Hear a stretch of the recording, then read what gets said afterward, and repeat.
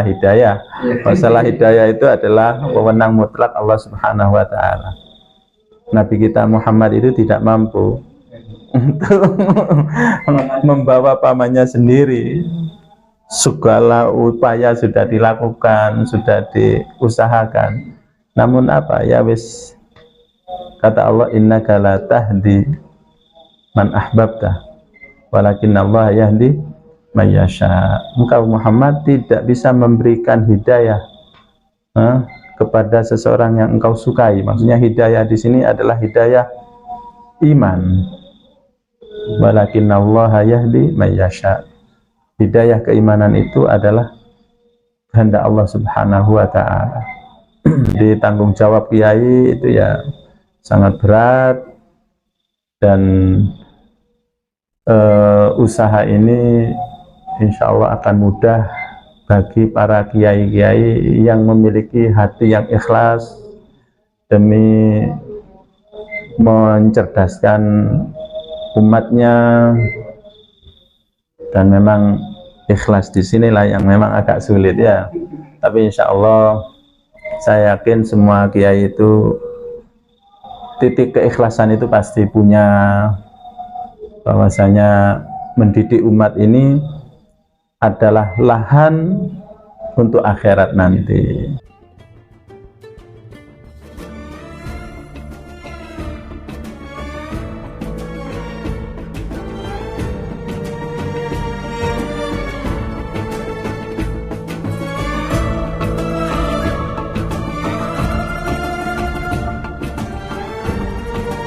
Iya, itu Ustaz.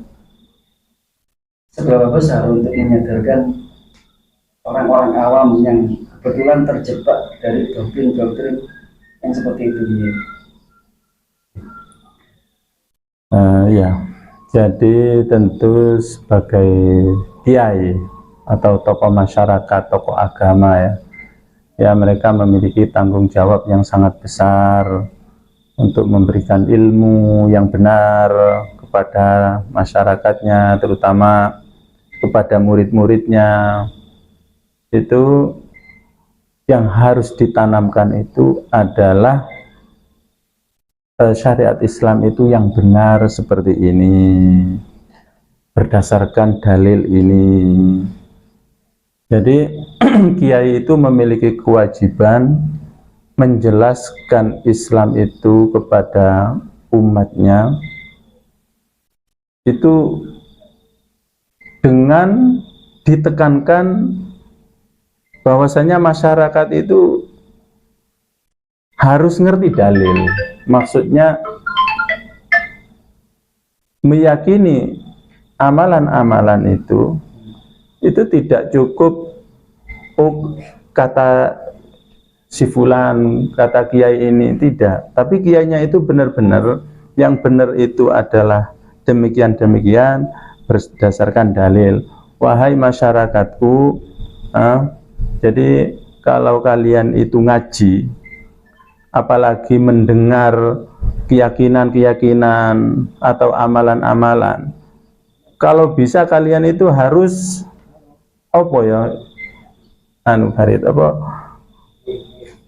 kudu wanita koan, kudu cross check, kudu kudu takon dalilnya apa, berdasarkan apa. Jadi kiai itu harus membiasakan itu. Bahkan kalau sebaliknya, ojo takonan dalil kon, wis cukup wis apa jari kiai, itu sebenarnya itu fatal itu. Ucapan-ucapan yang seperti itu fatal. Apalagi nanti ada oknum yang masuk, biasanya masyarakat takut dan akan memanfaatkan itu. Sehingga apa? Banyak sekali, apalagi sekarang di media sosial, banyak tokoh-tokoh yang wis bukan orang sembarangan ya, dengan tampilan yang masya Allah begitu, kayaknya itu mencerminkan itu Islam dari Timur Tengah, namun isinya itu adalah sesuatu yang khurafat, sesuatu yang tidak ada dasarnya. Nah, kalau orang awam tidak dibiasakan kritis, itu akan mudah percaya dengan ceramah-ceramah yang seperti itu. Kewajiban kiai itu adalah membiasakan masyarakat, apalagi yang berhubungan dengan keyakinan, itu harus ada dalilnya. Jadi umpamanya kiai melakukan atau pengajian menceritakan sesuatu yang berhubungan dengan keyakinan, seandainya santrinya bertanya, kiai dalilnya apa? Ya ojo marah kiai itu, gitu loh. Bahkan santrinya itu harus dibiasakan kritis. Supaya apa? Santri-santrinya itu nanti tidak dimanfaatkan oleh orang-orang yang suka buat-buat dongeng, gitu loh. Karena dalam agama kita, syariat kita, hal-hal yang berhubungan dengan ibadah, hal-hal yang berhubungan dengan keyakinan, itu harus ada dalilnya dulu. Kita tidak boleh meyakini sesuatu yang berhubungan dengan apa itu keyakinan. Itu tidak boleh. Harus ada dalilnya dulu. Jadi tanggung jawab kiai yaitu tadi, masyarakat harus dicerdaskan bahwasanya mereka harus kritis kepada siapapun. Kalau tidak kritis seperti ini, maka akan berbicara siapapun seenaknya sendiri dan menyandarkan ini keyakinan-keyakinan dalam agama Islam.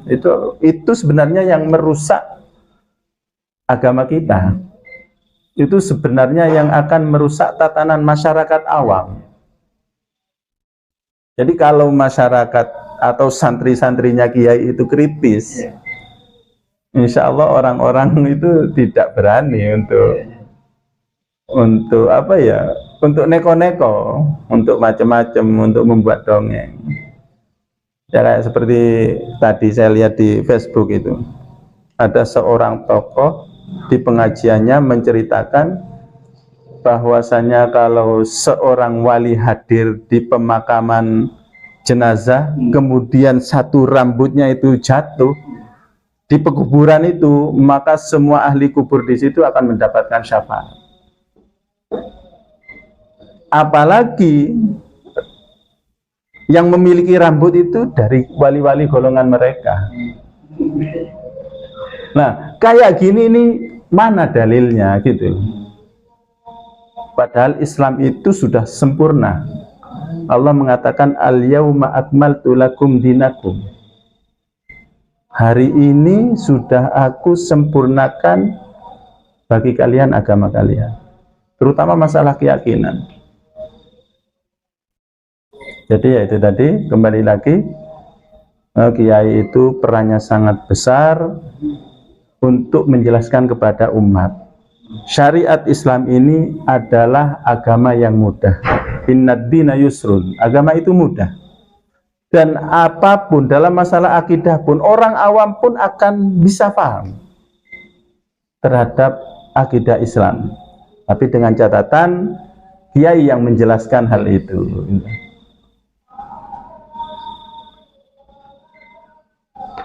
Gini ya, kadang-kadang itu susah juga ya orang masyarakat Indonesia, terutama di kalangan kita ini, sudah dijelaskan bahwa ini loh, bahwa ini loh itu salah, itu bukan ahli ilmu, itu bukan kiai, itu bukan ulama, tapi mereka tetap fanatik karena sudah tergantung itu tadi fanatik buta itu, sehingga sulit sekali untuk disadarkan kiai. Karena mungkin ya kebodohan mereka atau apa ya, keangkuhan mereka itu akhirnya ya itu resikonya dimanfaatkan oleh orang-orang. Memang untuk memberikan pemahaman, memberikan ilmu kepada orang lain supaya orang lain itu sama seperti kita, itu sulit. Dan itu perlu kesabaran dan itu perlu waktu yang panjang. Makanya sampean umpamanya nanti termasuk ditakdirkan Allah sebagai kiai, memimpin masyarakat,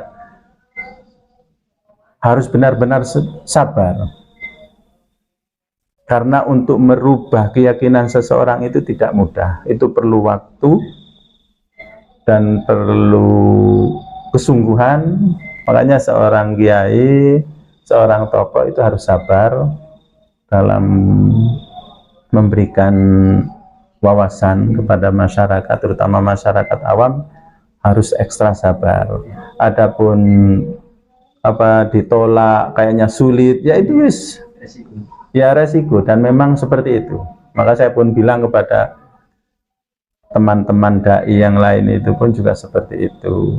Merubah orang itu tidak mudah, mengharapkan orang lain seperti kita itu tidak mudah. Jangankan itu ya, ini masalah hidayah. Masalah hidayah itu adalah wewenang mutlak Allah Subhanahu wa Ta'ala.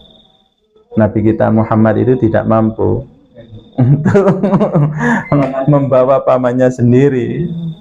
Segala upaya sudah dilakukan, sudah diusahakan, namun apa ya wis, kata Allah, innaka la tahdi man ahbabta walakin Allah yahdi may yasha. Engkau Muhammad tidak bisa memberikan hidayah kepada seseorang yang engkau sukai. Maksudnya hidayah di sini adalah hidayah iman. Walakin Allah yahdi may yasha. Hidayah keimanan itu adalah kehendak Allah Subhanahu wa Ta'ala.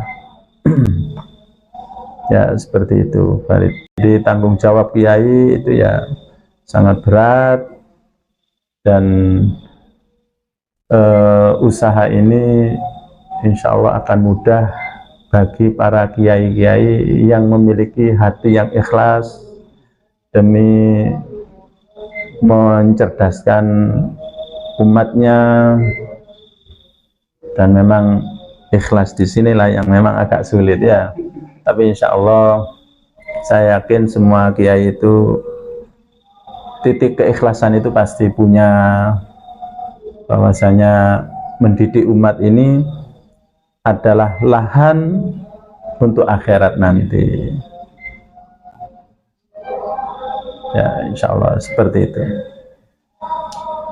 Ini saya tekankan lagi jadi untuk netizen-netizen nanti di komentar itu kita disclaimer bahwa kita ini tidak mutlak benar. Nanti boleh dikritik, boleh dikritik saran, tapi dengan ilmunya. Jangan mencaci, jangan menghina. Mari kita budayakan ilmu.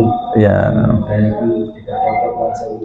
Dibiasakan budaya berbeda pendapat itu sesuatu yang lumrah. Ya. Boleh kita beda tapi dengan cara yang santun. Ya, dengan cara yang santun. Ya. Jadi alhamdulillah kita sudah nyampe ke sesi terakhir ya. Untuk penutup itu kita minta closing statement dari Kiai untuk masyarakat umum, untuk kita terutama. Kemunduran kaum muslimin khususnya di zaman sekarang ini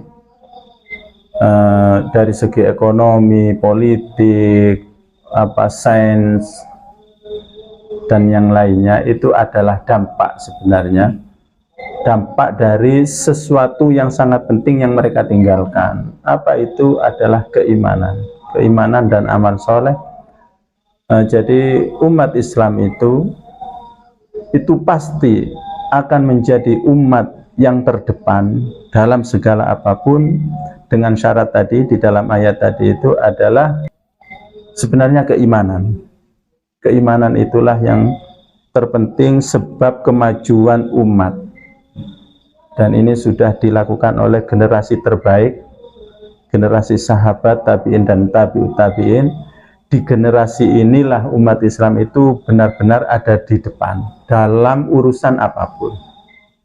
Jadi itu yang kedua, poin yang kedua adalah hendaknya kaum muslimin dalam mengagungkan tokoh itu tidak boleh berlebihan. Mereka harus sedang-sedang saja, karena tidak ada manusia yang lebih mulia dari Rasulullah Shallallahu Alaihi Wasallam. Sedangkan Rasulullah sendiri itu meminta umatnya supaya tidak berlebihan dalam masalah memuji, dalam masalah pemuliaannya. Kenapa? Karena berlebihan ini itu akan menghantarkan kepada kebinasaan-kebinasaan. Jadi umat Islam itu harus tengah-tengah, masyarakat harus paham bahwasanya selain Rasulullah itu mungkin benar, mungkin salah, itu tidak ada selain Nabi kita Muhammad itu yang mutlak benar, yang harus diikuti semuanya, itu tidak ada. Kemudian poin yang ketiga adalah nasihat untuk diri saya sendiri dan kepada kiai-kiai yang lain. Hendaknya kita itu bersabar dalam membina umat, mencerdaskan mereka, dan yang terpenting adalah membiasakan umat ini untuk kritis. Dia itu harus membiasakan kepada umatnya untuk kritis dalam masalah dalil. Jadi kalau ada kiai, wong awam gak perlu ngerti dalil, wis apa jare kiai, itu saya tidak setuju. Itu sangat tidak setuju, karena itu apa ya? Itu nanti akan dimanfaatkan oleh oknum-oknum. Bahkan ya nuwun sewu, orang-orang yang akan merusak agama Islam itu adalah orang-orang yang suka berbuat-buat, terutama dalam masalah keyakinan.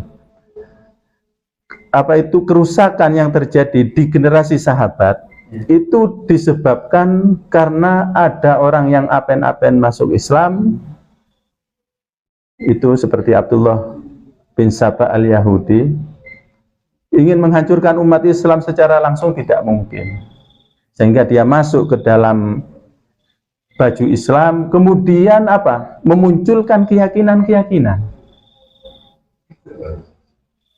Nah, dengan inilah agama itu jadi rusak. Makanya di tempat kita yang kebanyakan itu awam ya, harus dimulai, yaitu memulai bahwasanya masyarakat itu untuk kritis, terutama masalah keyakinan-keyakinan, supaya orang-orang Syiah yang suka dongeng-dongeng membuat keyakinan-keyakinan baru itu tidak mudah masuk kepada masyarakat. Wallahu a'lam bishawab.